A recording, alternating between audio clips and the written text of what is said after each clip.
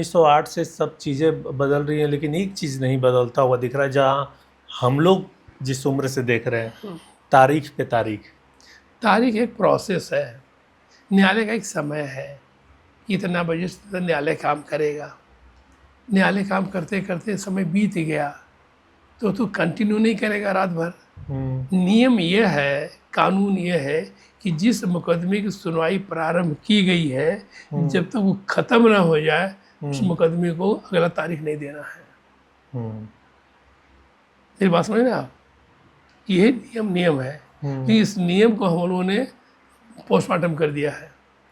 आज कोर्ट में गया, आपका केस शुरू हुआ, गवाही शुरू हो गई, एक आदमी गवाही होगा। गवाही दो तरह की होती है, एक जिसके फेवर में गवाही देता है वो गवाही कराता है, और दूसरा उसको टेस्ट करता है, जिरह करता है। तो जिरह जो भी टाइम लग जाए, करते करते पता चला कि न्यायालय का समय समाप्त हो गया। अब न्यायालय कहता भाई ये केस को हम कंटिन्यू करेंगे, कल आप आइए।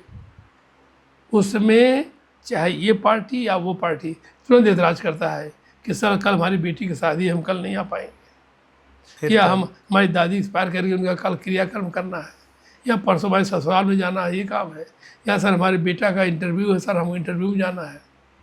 तो अब न्यायालय इसमें क्या करे, न्यायालय विवश हो जाता है। फिर एक तारीख मिलेगी, तो वो अपनी जो तारीख मांगता है, न्यायालय उसको एडजस्ट करता है कि ठीक है कम से कम समय लीजिए, आप आ जाइए। एक को न्यायालय ने एडजस्ट किया, टाइम दे दिया, उस तारीख पर तो वो आ गया।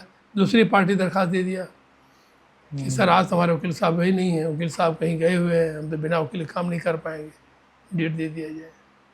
न्यायालय डेट नहीं देता है, ये पक्षकार है, खास तौर से सिविल के मुकदमे में, क्रिमिनल में नहीं होता है। सिविल के मुकदमे में एक पक्षकार दूसरे को परेशान करने के लिए तारीख की तारीख मांग करते रहते हैं, और न्यायालय को विवश कर देते हैं ऐसी परिस्थितियां दिखा करके कि न्यायालय उनको एडजस्ट करने के लिए एक तारीख दे देता है।